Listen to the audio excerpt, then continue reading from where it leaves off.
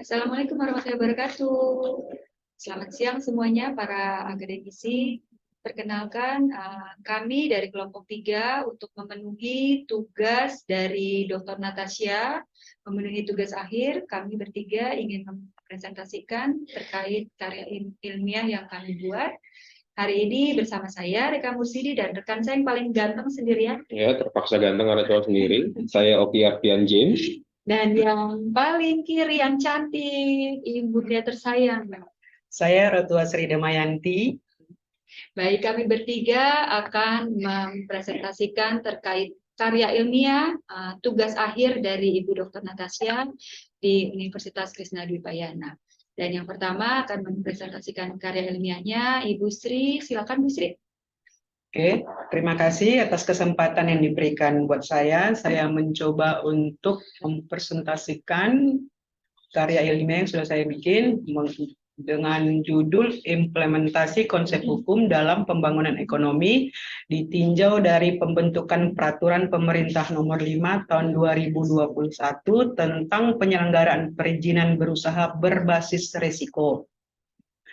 Pendahuluan, Indonesia mengalami banyak tantangan dalam pembangunan perekonomian bangsa, terutama pasca pandemik. Meski diramalkan akan positif, namun tantangan untuk pembangunan ekonomi Indonesia masih sangat banyak. Berkaca dari krisis ekonomi yang melanda bangsa ini pada tahun 1999, di mana hukum memainkan peran vital bagi pemulihan ekonomi.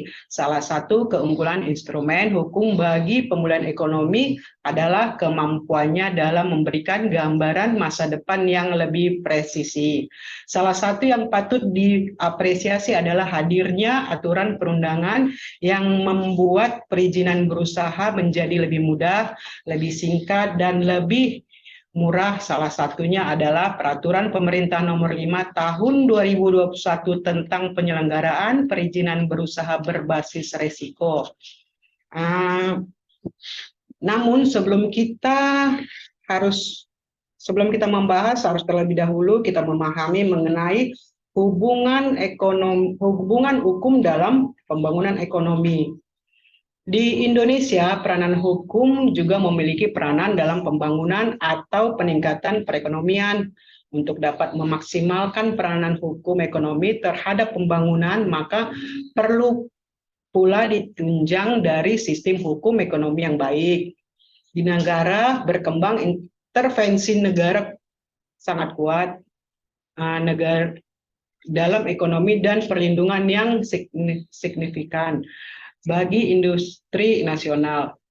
Intervensi negara juga bisa berupa regulasi bagi perusahaan multinasional yang memutuskan untuk berinvestasi pada anak perusahaan di negara tersebut bagi negara berkembang ketika sedang melakukan pembangunan hukum dapat digunakan sebagai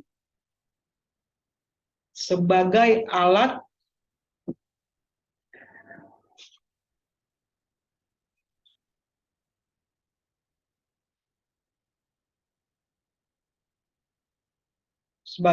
untuk intervensi negara dalam kegiatan ekonomi. Michael Hager mengatakan bahwa agar fungsi hukum bisa menjadi sarana untuk pembangunan, maka harus bisa memenuhi kebutuhan 3 kondisi berikut. Hukum sebagai alat untuk menertibkan atau ordering. 1. Hukum harus menciptakan suatu kerangka bagi pengambilan keputusan politik. 2. Hukum sebagai penjaga keseimbangan atau balancing, yaitu hukum harus mampu menjaga keseimbangan dalam harmonisasi masyarakat. Lalu yang ketiga, hukum sebagai katalisator. Sebagai katalisator, hukum diharapkan dapat membantu kemudahan terhadap terjadinya proses perubahan.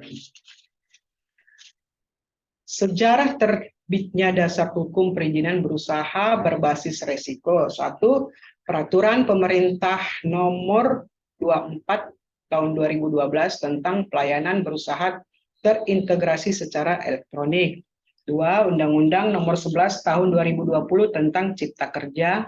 3. Peraturan Pemerintah Nomor 5 Tahun 2021 tentang penyelenggaraan perizinan berusaha berbasis resiko.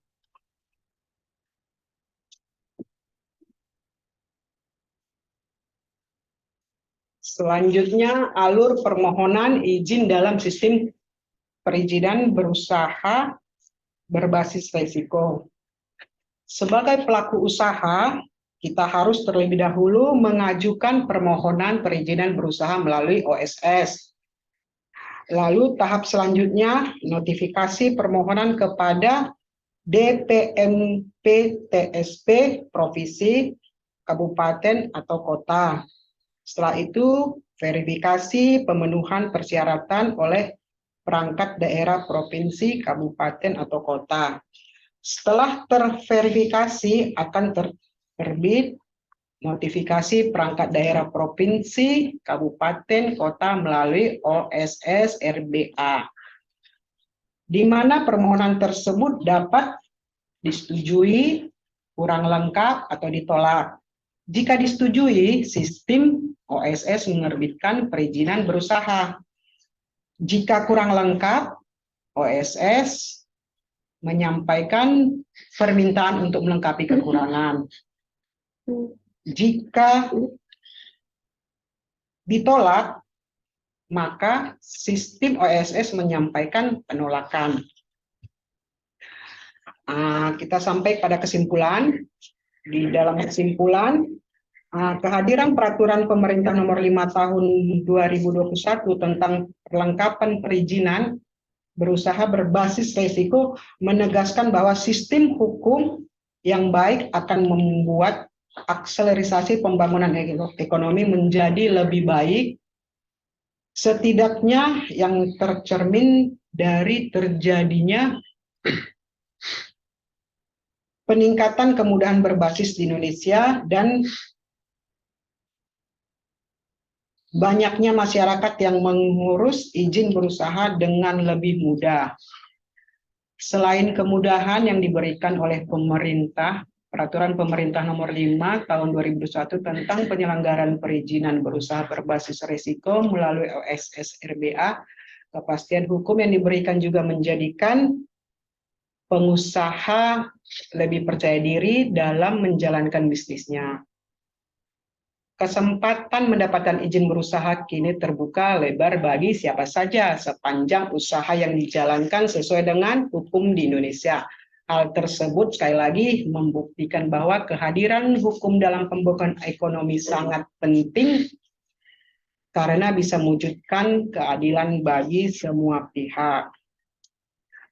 Saya rasa sampai di sini dulu presentasi yang bisa saya sampaikan. Kepada teman-teman apabila ada yang bertanya, saya silahkan. Baik, terima kasih Bu Sri, luar biasa sekali ya Pak Oki ya. Bu Sri, saya ada sedikit bertanya nih ya. Apa ya bukti konsep hukum dalam pembangunan ekonomi itu benar-benar terlaksana dalam Peraturan Pemerintah Nomor 5 Tahun 2021 tentang penyelenggaraan perizinan berusaha berbasis risiko?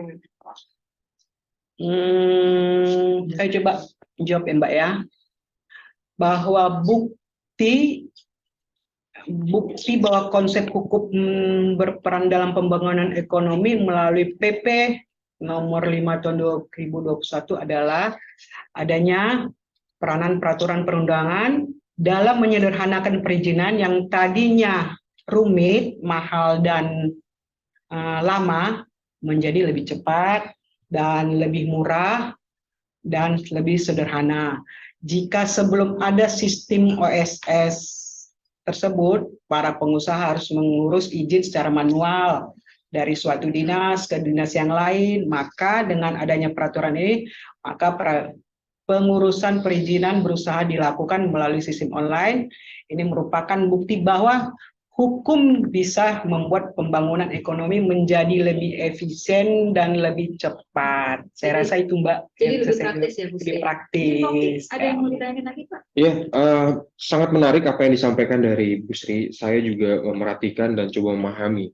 Lantas saya ingin bertanya, bagaimanakah Ibu bisa menjelaskan bahwa PP nomor 5 tahun 2021 berhasil membuat suatu pembangunan ekonomi di Indonesia menjadi lebih baik? Saya coba jelaskan ya Mbak ya Mas ya. Penjelasannya bisa kita lihat dari data yang disajikan oleh BKPM mengenai adanya peningkatan terbitnya izin berusaha. Berdasarkan data BKPM, jumlah pengajuan nomor induk berusaha atau NIB itu melalui sistem online itu sepanjang tahun 2020 mencapai sekitar 1.500.109.500 lebih lah NIB yang sudah diterbitkan, ya kan? Terus jenis pengajuan mikro kecil mendominasi sebesar 81% atau sekitar 1.229.417 NIB yang telah diterbitkan setelah diluncurkan pada bulan Agustus 2021. Kementerian Investasi atau Badan Koordinasi Penanaman Modal BKPM menyampaikan bahwa total nomor induk berusaha yang sudah diterbitkan selama menyampaikan penerbitan NIB melalui sistem perizinan online berbasis risiko telah mencapai 1.500 juta NIB hingga tahun 2 Juli 2022. Jadi saya kira semakin banyaknya NIB yang telah diterbitkan menandakan makin banyaknya pelaku usaha yang mendaftarkan usaha secara legal. Hal ini membuktikan bahwa PP nomor 5 tahun 2001 membuat masyarakat makin percaya kepada pemerintah, terus sehingga mereka mendapat bisnis yang lebih mudah dan lebih berlaku lebih bermasyarakat dan saluran yang sesuai atau perundangan yang berlaku itu semakin lebih efisien. Saya rasa begitu, Mas Oki, yang bisa saya sampaikan. Bagaimana Mbak, Mas? Sudah cukup? Terima kasih. Pertanyaannya. Baik, para akademisi, setelah tadi kita menyimak apa yang dipaparkan oleh Ibu Sri, kali ini biarkan saya nih yang di tengah, yang paling ganteng sendirian ya Bu Sri ya. Oh ya benar. Memaparkan terkait tugas karya ilmiahnya. Silakan Pak Oki. Ya, baik, terima kasih atas waktunya. Sebelumnya saya ucapkan juga selamat kepada Bu Sri dengan materinya yang sangat bagus. Saya mencoba juga membawakan materi yang ingin saya paparkan pada hari ini terkait dengan karya ilmiah saya dengan judul Peranan Hukum Melalui Undang-Undang Cipta Kerja terhadap Peningkatan Arus Investasi Asing dalam Pembangunan Ekonomi Nasional. Kemudian latar belakang yang menjadi permasalahan yang kami angkat dalam hal ini adalah ada 3 poin. Yang pertama itu Undang-Undang Cipta Kerja dari sudut pandang peranan hukum. Kemudian ada peningkatan arus investasi asing, dan poin ketiga ada pembangunan ekonomi nasional. Undang-Undang Cipta Kerja dari sudut pandang peranan hukum. Hukum memiliki peranan strategis dalam pembangunan ekonomi nasional. Salah satunya melalui peningkatan arus investasi asing. Oleh karena itu, adanya konfigurasi hukum yang tepat dapat menstimulus kegiatan investasi asing ke dalam negeri. Investasi asing memiliki banyak keuntungan yang diberikan kepada negara penerima atau hosts. Kehadiran Undang-Undang Cipta Kerja merupakan bentuk peranan hukum dalam pembangunan ekonomi nasional. Kedudukan hukum yang dapat mengakomodir kegiatan investasi sesuai dengan tujuan dari dibentuknya Undang-Undang Cipta Kerja. Dorongan Undang-Undang Cipta Kerja secara bertahap akan menopang kegiatan ekonomi yang dapat dirasakan manfaatnya oleh rakyat Indonesia. Kemudian ada faktor berikutnya, yaitu peningkatan arus investasi asing. peningkatan investasi asing tidak terlepas dari kegiatan perdagangan dan bisnis yang lintas negara kini dikenal sebagai globalisasi, di mana perluasan usaha perdagangan dan bisnis seakan membuat negara-negara yang ada menjadi satu, yaitu di bawah ekonomi global, di mana negara tersebut membuat kita sebagai warga negara ekonomi global menjadi bebas memasarkan usaha tersebut. Perdagangan dan bisnis seluruh dunia. Fenomena yang kemudian disebut globalisasi tentunya membawa pengaruh ekonomi di seluruh dunia, yaitu perubahan terhadap kegiatan ekonomi dan perubahan aturan main kegiatan ekonomi. Maka dalam hal itu perlu diciptakan suatu undang-undang yang mampu dapat memfasilitasi dan mewadahi adanya fenomena globalisasi ini. Karena ini adalah suatu kesempatan yang baik untuk Indonesia. Kemudian dapat dikatakan bagaimana pembangunan ekonomi nasional yang melatar belakangnya adalah arus penanaman modal asing di dunia terjadi oleh perusahaan-perusahaan dari negara maju yang ekspansi ke negara-negara berkembang. Pintu masuk yang terbuka lebar oleh pasar global mengakibatkan laju bisnis perusahaan-perusahaan multinasional mengincar pasar negara berkembang untuk berinvestasi. Penanaman modal asing ke negara yang sedang berkembang pada prinsipnya bersangkutan dengan tiga hal pokok. Yang pertama itu ekonomi, kedua itu politik, dan ketiga itu hukum. Itu adalah tiga faktor yang sangat mempengaruhi bagaimana investor ingin masuk ke dalam, namun dengan kepastian dan juga dengan iklim yang sangat baik di negara tersebut. Maka dengan hal tersebut dapat menarik modal asing ke negaranya masuk ke dalam bagian daripada rencana pembangunan ekonomi negara tersebut. Dalam hal ini saya merumuskan suatu masalah, yaitu bagaimana peranan hukum melalui Undang-Undang Cipta Kerja terhadap arus investasi asing dalam mendukung pembangunan ekonomi nasional. Dalam hal ini saya coba merumuskan dalam analisa dan diskusi. Itu menempatkan suatu bagan yang menempatkan Undang-Undang Cipta Kerja di atas. Kemudian mempunyai tiga turunan. Yang pertama adalah peranan hukum. Di sejajar berikutnya ada meningkatkan investasi, dan sejajar berikutnya ada pembangunan ekonomi nasional. Teori pembangunan hukum ekonomi, kita juga mengangkat satu teori menurut J.D. Neyhart, yang pada intinya mempunyai 6 konsep. Konsep pertama adalah prediktabilitas, kedua kemampuan prosedural, ketiga kodifikasi pada tujuan-tujuan, kemudian ada faktor penyeimbang, akomodasi, dan juga ada definisi dan kejernihan tentang status. Teori J.D. Neyhart tercermin pada Undang-Undang Cipta Kerja. Apa aja? Dalam hal ini terdapat penyederhanaan perizinan, kemudian ada persyaratan investasi, kemudian ada ketenagakerjaan, ada klaster kemudahan pemberdayaan dan pelindungan UMKM, kemudian ada kemudahan berusaha, ada dukungan riset dan renovasi, ada administrasi pemerintahan, ada pengenaan sanksi penggandaan lahan dan juga investasi dari proyek pemerintah, serta yang terakhir adalah yang terpenting kawasan ekonomi.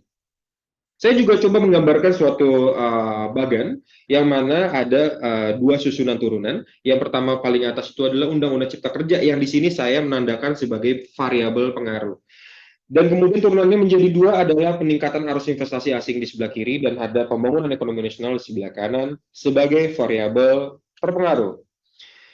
Lebih lanjut, lebih dalam saya akan membahas tentang Undang-Undang Cipta Kerja, yang mana pembentukan Undang-Undang Cipta Kerja merupakan bentuk keseriusan pemerintah untuk dapat mengakomodir kebutuhan kemudahan berusaha, pemerataan hak, kepastian hukum, kebersamaan, kemandirian sejalan dengan pasal 2 merupakan azas penyelenggaraan Undang-Undang Cipta Kerja. Sedangkan menggunakan konsep Omnibus Law pada Undang-Undang Cipta Kerja adalah suatu keberhasilan dari segi pembentukannya. Kodifikasi undang-undang yang tumpang tindih disederhanakan, kemudian diperbaiki, menjadi satu adalah sesuatu yang sangat kompleks.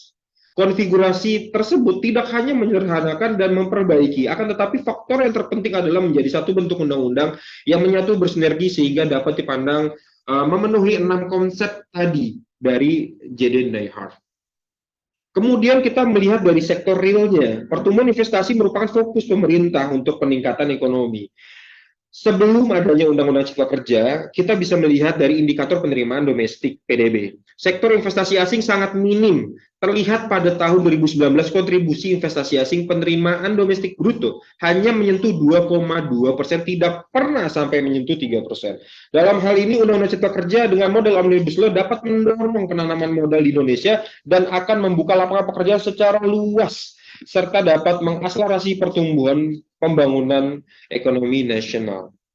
Undang-Undang Cipta Kerja, pada dasarnya, Undang-Undang Cipta Kerja menjawab permasalahan di Indonesia yang selama ini, menurut Badan Koordinasi Penanaman Modal, setidaknya ada 5 kendala yang sering dihadapi investor dalam berinvestasi di Indonesia. Apa itu? Pertama, regulasi berbelit. Kedua, akuisisi lahan yang sulit. Ketiga, infrastruktur publik yang belum merata. Kemudian ada pajak dan insentif non-fiskal yang mendukung investasi. Dan yang terakhir ada hambatan dari beberapa aspek lainnya.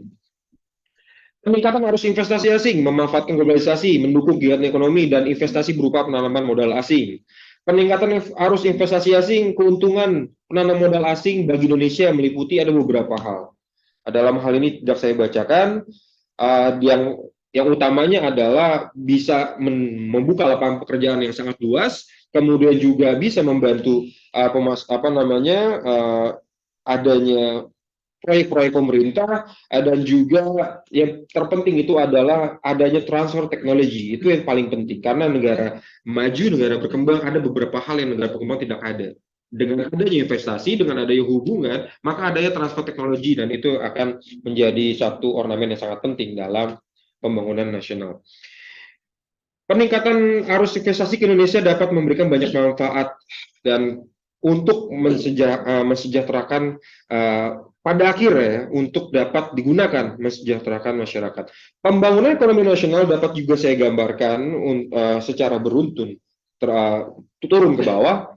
Yang pertama di atas ada Undang-Undang Cipta Kerja, itu akan turun menjadi menstimulus peningkatan arus investasi asing, kemudian akan berlanjut dengan tujuan mendapatkan manfaat langsung dari masuknya investasi, kemudian ada akselerasi pembangunan ekonomi nasional. Dalam hal ini Undang-Undang Cipta Kerja saya tandakan sebagai akselerator tools atau alat akselerasi.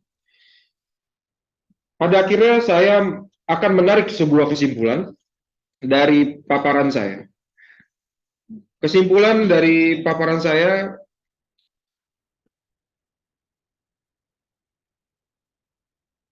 bagaimana hukum memiliki peran yang strategis dalam menentukan keberhasilan pembangunan ekonomi nasional. Hukum juga dapat di satu sisi menjadi faktor penghambat berkembangnya ekonomi suatu negara. Undang-Undang Cipta Kerja adalah suatu keberhasilan dalam pembentukan undang-undang di Indonesia. Undang-Undang Cipta Kerja adalah dengan konsep Omnibus Law berhasil menyederhanakan beberapa undang-undang menjadi satu dalam 11 klaster yang mengakomodir kebutuhan berusaha. Dalam hal ini, Undang-Undang Cipta Kerja dapat menyelesaikan masalah-masalah yang selama ini dialami oleh investor. Konsep keterkaitan ini merupakan situasi yang saling menguntungkan antara pelaku usaha dengan semua pihak terkait yang menjalankan kegiatan berusaha Indonesia. Indonesia merupakan tempat yang mempunyai potensi yang tinggi dalam melakukan kegiatan bisnis. Terbukti dengan perusahaan multinasional berinvestasi di Indonesia pernah dibentuknya Cipta Kerja. Banyak perusahaan besar yang telah lama di Indonesia, maka itu membuktikan suatu potensi besar Indonesia, ya kan, yang dengan adanya fenomena globalisasi bisa dimanfaatkan dan bisa lagi meningkat lebih besar lagi potensi pembangunan dari ekonomi nasional. Maka potensi peningkatan arus investasi asing akan semakin meningkat berkali-kali lipat dan akan secara langsung dan tidak langsung akan membawa kemajuan bagi Indonesia sesuai dengan arahan Presiden Joko Widodo pada 1 abad Indonesia pada tahun 2045. Kita harapkan bisa keluar dari zona ekonomi menengah menjadi zona ekonomi atas. Atas yang saya paparkan ini, saya memiliki satu saran dan pandangan untuk pemerintah. Yang pertama adalah sterilisasi penerapan Undang-Undang Cipta Kerja dari urusan politik dan campur tangan yang berkepentingan di satu pihak saja. 2, tekankan kepada pihak pengusaha untuk dapat memberikan komitmen dan etiket baik dalam menjalankan kegiatan usaha di Indonesia. 3, substansi Undang-Undang Cipta Kerja sudah baik, sudah benar, namun perlu dukungan perubahan budaya hukum agar dapat diterima situasi usaha global saat ini. 4, lembaga-lembaga terkait pengawasan untuk selalu mengevaluasi perkembangan iklim bisnis pasca penerapan Undang-Undang Cipta Kerja. Yang terakhir dan yang terpenting, tegakkan ketegasan dalam pengawasan pelanggaran pengusaha. Itulah pemaparan dari saya. Saya kiranya memberikan kesempatan kepada rekan-rekan untuk dapat memberikan pertanyaan. Luar biasa ya, Bu Sri. Semangat ya. Semangat. Luar biasa, saya sampai, aduh. Karena semangatnya apa karena materinya? Materi dan semangat yang terbaik ya.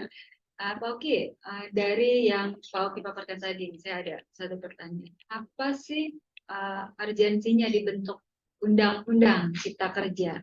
Oke, urgensinya. Oke, kita lihat dulu. Yang tadi saya paparkan jelas.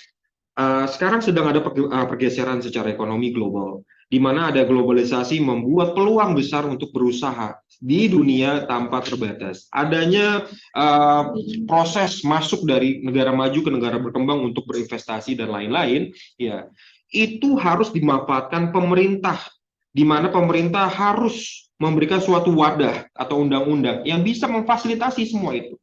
Maka dengan adanya Undang-Undang Cipta Kerja itu bisa menjadi fasilitator atau menjadi suatu akomodasi yang dibutuhkan oleh pengusaha dunia, di mana negara atau keterkaitan bisnis bisa dimanfaatkan, di mana globalisasi bisa dimanfaatkan, yang mana nanti tujuannya adalah sesuai dengan pasal 3 Undang-Undang Cipta Kerja kalau nggak salah, itu bertujuan untuk membuka lapangan pekerjaan sebesar-besarnya, meningkatkan juga pendapatan negara dan juga meningkatkan ekonomi dan pembangunan ekonomi nasional. Maka di sini urgensinya sangat jelas, melihat dan memahami apa permasalahan dari selama ini yang dialami oleh investor. Undang-Undang Cipta Kerja telah memberikan solusi bagaimana bisa mengatasi masalah sebelumnya tentang birokrasi dan lain-lain. Bagaimana Undang-Undang Cipta Kerja mensederhanakan, membuat kemudahan bekerja, di mana menurut catatan saya kemudahan berusaha di Indonesia itu masih 5 terbawah di ASEAN.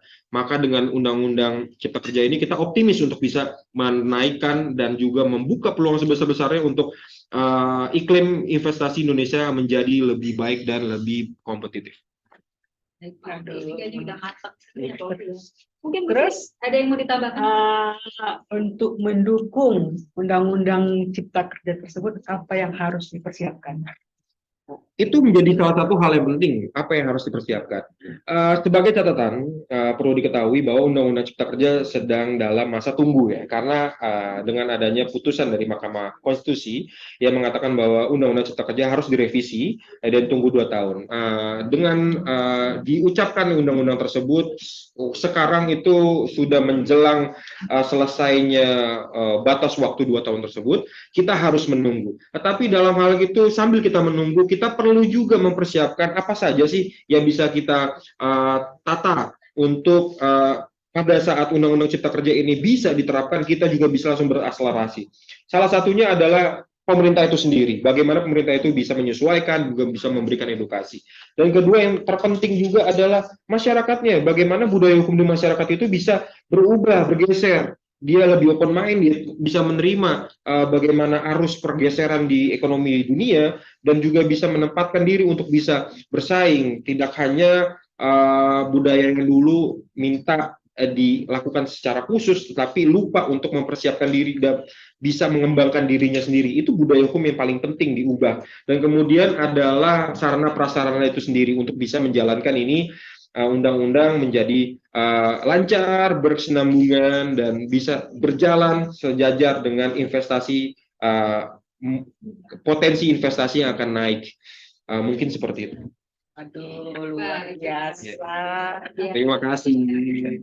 Sepertinya tinggal saya ya, Putri ya, Pak Oki ya, yang belum memaparkan terkait karya ilmiah saya yang ditugaskan oleh Ibu Dr. Natasha.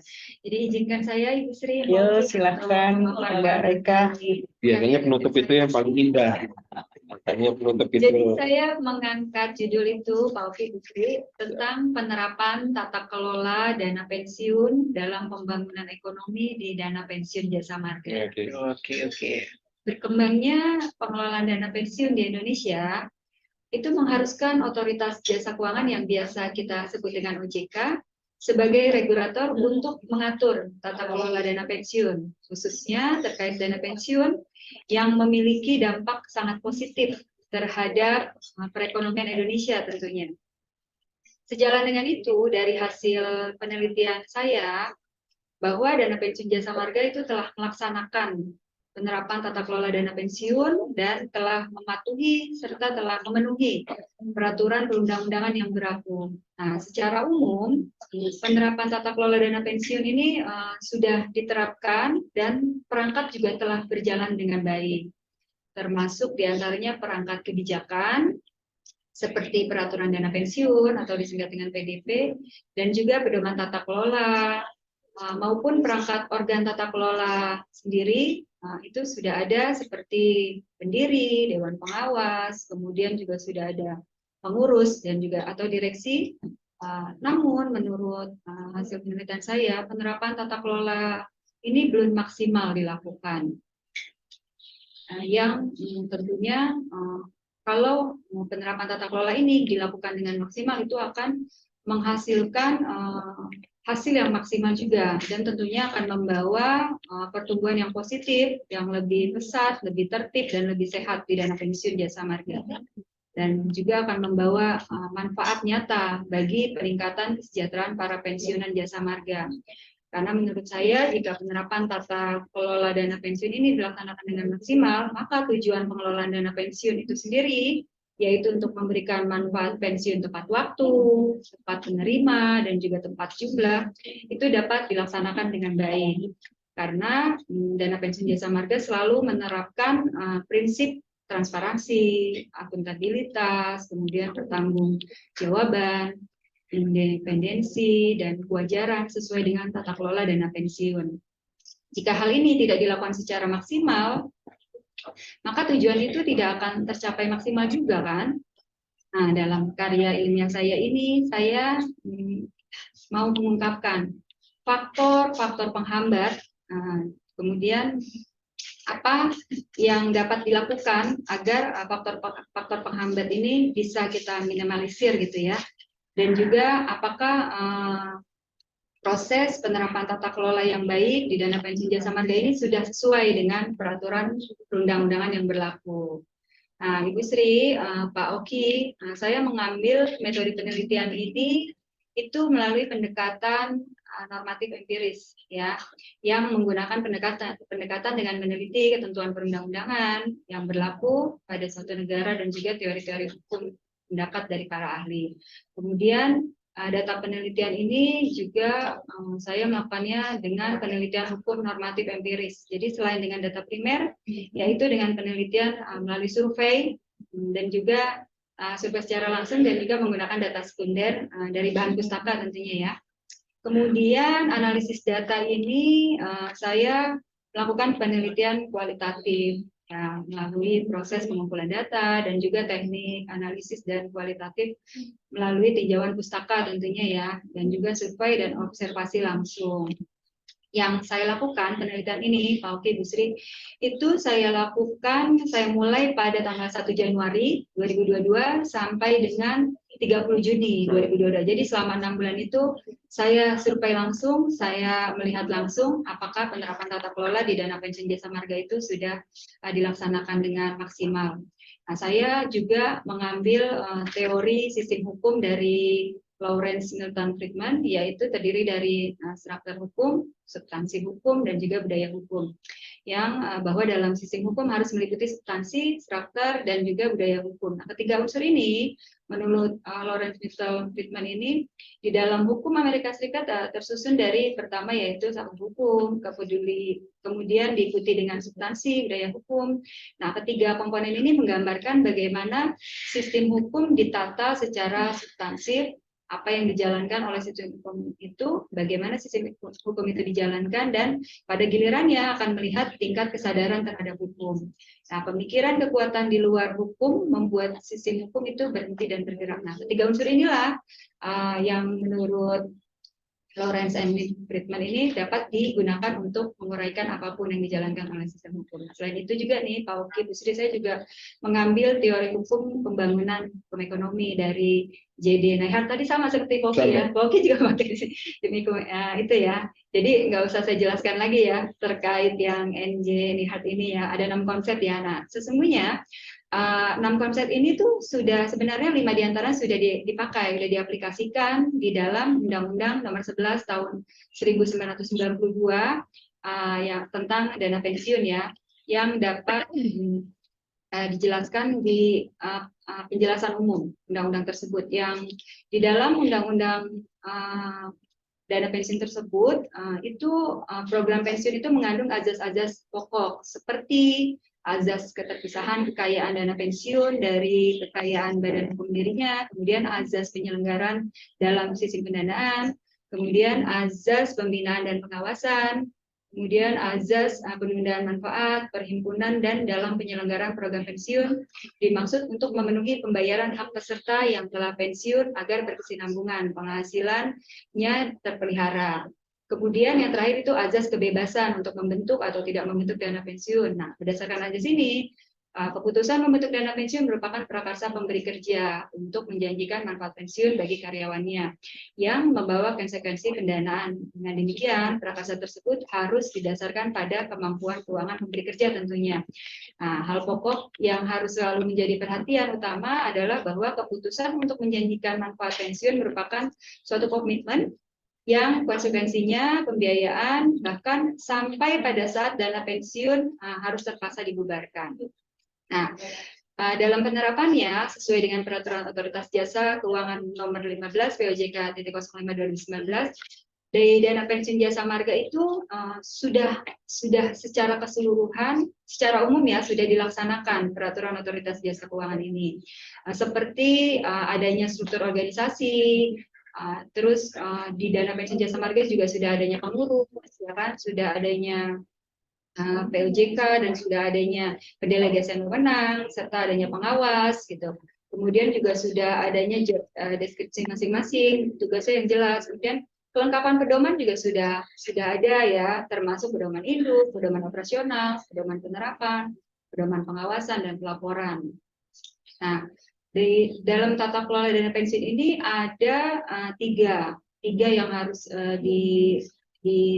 kita garis bawahi, yaitu governance structure, yaitu untuk menilai kecukupan struktur infrastruktur tata kelola perusahaan yang baik bagi dana pensiun agar menghasilkan outcome yang sesuai dengan harapan stakeholder tentunya. Nah, yang kedua ini governance proses, yaitu menilai efektivitas penerapan prinsip tata kelola dana pensiun yang didukung oleh kecukupan struktur dan infrastruktur sehingga menghasilkan outcome yang sesuai dengan harapan stakeholder. Nah, yang ketiga ini governance outcome ya, menilai kualitas outcome yang memenuhi harapan stakeholder. Merupakan hasil proses penerapan prinsip tata kelola dana pensiun yang baik didukung oleh kecukupan struktur dan infrastruktur tentunya. Nah, kemudian menurut hasil penelitian saya, untuk di dana pensiun jasa marga itu pengurus sendiri sudah melaksanakan secara struktur tata kelola dana pensiun itu sudah ditetapkan dalam satu kebijakan.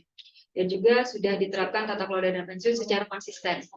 Kemudian juga sudah mampu bertindak dengan sikap baik dan jujur serta profesional.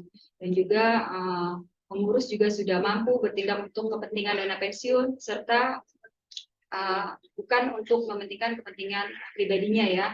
Pengurus juga mampu mendahulukan kepentingan dana pensiun, kepentingan peserta ataupun pihak yang berhak daripada kepentingan pribadi sama sekali diabaikan. Jadi benar-benar mementingkan kepentingan dana pensiun. Kemudian juga menjamin pengambilan keputusan itu efektif dan tepat waktu. Kemudian juga memastikan fungsi dan tugas satuan kerja pada dana pensiun itu jelas sehingga masing-masing dapat melaksanakan fungsinya dengan baik. Nah, lanjut di dana pensiun jasa marga sendiri sudah terstruktur Dewan Pengawas ya, walaupun kalau saya lihat di PDP Dana Pensiun Jasa Marga di tahun 2018 itu masih ada kekurangan ya, karena kalau di PDP Dana Pensiun Jasa Marga 2018 itu seharusnya Dewan Pengawas itu ada 4 orang, tapi ternyata setelah saya teliti baru terpenuhi 3. Nah, inilah yang tadi saya ungkapkan di depan, Bu Sri, Pak Oki. Kenapa penerapan tata kelola ini harus maksimal dilakukan? Apabila nanti Dewan Pengawas ini telah lengkap ya, ada 4 orang sesuai PDP, otomatis pengawasan di dana pensiun jasa marga juga menjadi lebih efektif. Nah, Dewan Pengawas sendiri itu kan dia harus memastikan ya, baik secara struktur tata kelola dana pensiun sudah ditetapkan dan sesuai dengan kebijakan gitu ya, dan juga Dewan Pengawas harus punya etikat baik, jujur, profesional ya kan, harus mampu bertindak dengan etikat baik dan juga tidak boleh mementingkan kepentingan pribadinya tentunya, dan juga tidak boleh menyalahkan wewenang, tidak boleh menyalahgunakan wewenang dan jabatannya, dan juga bertindak untuk kepentingan bersama tentunya, dan juga harus independen dan objektif, kemudian juga harus mendahulukan kepentingan bersama ya, khususnya kepentingan dana pensiun jasa marga tentunya. Nah, dari Dewan Pengawas ini sesuai dengan POJK 15 2019 itu harus membentuk komite ya. Jadi komite itu harus dibentuklah 3 komite. Yang pertama itu komite audit, yang kedua komite pemantau risiko, dan yang ketiga itu harus ada komite nominasi dan remunerasi. Nah, sepanjang penelitian saya dari bulan Januari 2022 sampai Juni 2022 ini, untuk dana pensiun jasa marga itu sudah ada komite pemantau risiko. Kenapa? Karena sesuai POJK 15 2019 ini, aset dana pensiun yang di atas 500 miliar itu wajib memiliki komite pemantau risiko. Nah, sedangkan untuk komite audit dan komite nominasi dan remunerasi dalam POJK 15 2019 pasal 42 ayat 3 dan pasal 44 ayat 3 itu menjelaskan di sana dibolehkan. Jadi apabila dana pensiun tidak membentuk komite audit dan apabila dana pensiun tidak membentuk komite nominasi remunerasi, maka fungsi kepengawasan dijalankan oleh Dewas. Jadi sebetulnya dalam POJK itu dibolehkan ya tidak membentuk komite. Tapi kalau ingin pengawas, kalau menurut saya ya, hasil penelitian saya nih Bu Sri, Pak Oki, kalau ingin pengawasan ini lebih optimal dan maksimal, seharusnya alangkah baiknya gitu ya, komite audit ini dan komite nominasi dan remunerasi ini seharusnya dibentuk seperti itu. Nah, terus kemudian kita lanjut yang terkait komite Dewas ini, komite pemantau risiko itu tugasnya untuk memantau seluruh proses manajemen risiko ya. Jadi segala risiko yang meliputi proses identifikasi, pengukuran risiko, pemantauan, pengendalian risiko pada dana pensiun, dan memberikan saran serta perbaikan kepada pengurus. Kemudian komite audit tersendiri tadi, Bu Sri yang sudah saya jelaskan itu mempunyai tugas untuk mengawasi kualitas kerja internal audit, kemudian eksternal, serta memastikan bahwa manajemen telah mengambil tindakan perbaikan secara disiplin dan juga tepat waktu ya untuk memperbaiki kelemahan ketidakpatuhan terhadap kebijakan hukum dan regulasi. Nah, sementara komite remunerasi sendiri itu mengawasi pengaturan pemberian intensif kompensasi bagi pengurus, komisaris, dan juga pejabat eksekutif tentunya, yang wajib mengupayakan agar sistem remunerasi ini tidak mendorong perilaku pegawai untuk mengabaikan risiko. Nah, jadi kalau menurut saya masih ada ya faktor penghambat dalam penerapan tata kelola di dana pensiun jasa marga seperti yang saya sebutkan tadi, dan juga adanya personil gitu ya yang masih kurang memahami terkait penerapan tata kelola dana pensiun itu sendiri. Jadi banyak upaya-upaya yang harus dilakukan oleh dana pensiun jasa marga tentunya agar hambatan yang seperti tadi sudah saya jelaskan itu bisa terminimalisir ya, atau setidaknya hilang lah, sehingga tata kelola ini benar-benar maksimal, hasilnya juga maksimal. Dari hasil penelitian saya, Pak Oki, Bu Sri, saya menarik kesimpulan ya, secara garis besar tuh prinsip tata kelola di dana pensiun jasa marga itu sudah dilaksanakan, telah diterapkan dengan baik, namun masih ada yang harus dipenuhi seperti yang tadi saya bilang. Di PDP tahun 2018 itu Dewan Pengawas masih terdapat kekurangan ya. Jadi alangkah baiknya kalau itu dilengkapi. Jadi sehingga fungsi pengawasan maksimal. Kemudian adanya kekosongan personil juga yang harus segera dipenuhi ya. Sehingga bisa sesuai dengan struktur organisasi dana pensiun jasa marga yang telah ditetapkan. Nah, kemudian saya juga ada saran ya, agar perlu adanya percepatan pemenuhan kekosongan Dewan Pengawas. Nah, sehingga terpenuhinya lah keputusan Direksi PT Jasa Marga Persero nomor 16 KPTS 2018 tanggal 1 Februari 2018 tentang peraturan dana pensiun dari dana pensiun jasa marga. Kemudian perlunya ada percepatan pemenuhan kekosongan personil. Nah, tentunya personil ini harus yang berkompeten ya, berkompeten di bidang dana pensiun, sehingga penerapan tata kelola benar-benar maksimal dilakukan. Kemudian juga perlu adanya perubahan struktur organisasi, sehingga sesuai dengan kompleksitas dana pensiun ya. Dan yang terakhir ini menurut saya perlu adanya perubahan PDP dana pensiun tahun 2018 sehingga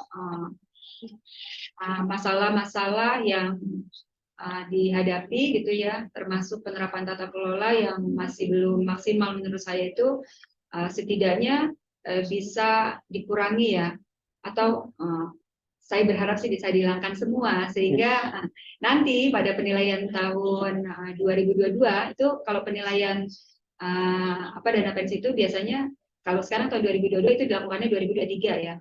Nah, saya berharap nanti dana pensiun jasa marga bisa meraih peringkat pertama, yaitu dengan kategori sangat sehat. Nah, kalau sekarang nih di 2021 ya, kalau 2022 itu penilaian 2021, di tahun 2021 itu dana pensiun jasa marga penilaiannya dalam kategori sehat.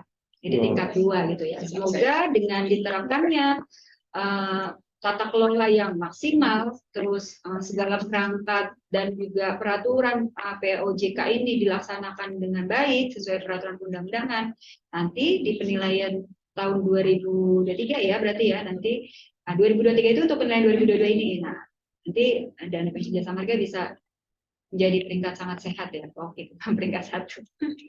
Kemudian nih yang terakhir dari saya, alangkah baiknya ya penerapan tata kelola dana pensiun selalu dilaksanakan dan dimonitoring oleh dana pensiun jasa marga agar tidak terjadi kecurangan, juga penyalahgunaan wewenang tentunya ya, dan kasus korupsi atau penggelapan dana dalam kegiatan operasional dana pensiun, dan dengan penguatan pembangunan hukum dan penerapan sanksi tentunya yang berat apabila ada pengurus, dewan pengawas, ataupun karyawan dana pensiun jasa marga yang melakukan pelanggaran. Jadi harus diberikan sanksi yang berat tentunya ya.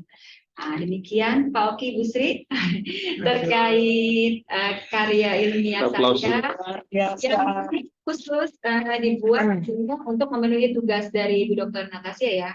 Semoga apa yang tadi saya paparkan dan Ibu Sri dan Pak Oki paparkan juga bisa menambah hasanah akademisi kita. Mungkin dari Bu Sri atau Pak Oki ada yang ingin ditanyakan? Mungkin dari Bu Sri dulu. Saya sangat apresiasi dengan makalahnya Mbak Reka, karena beliau sudah survei selama 6 bulan. 6 bulan. 6 bulan ya, itu luar biasa. Langsung terjun langsung, Bu Sri. Langsung terjun langsung.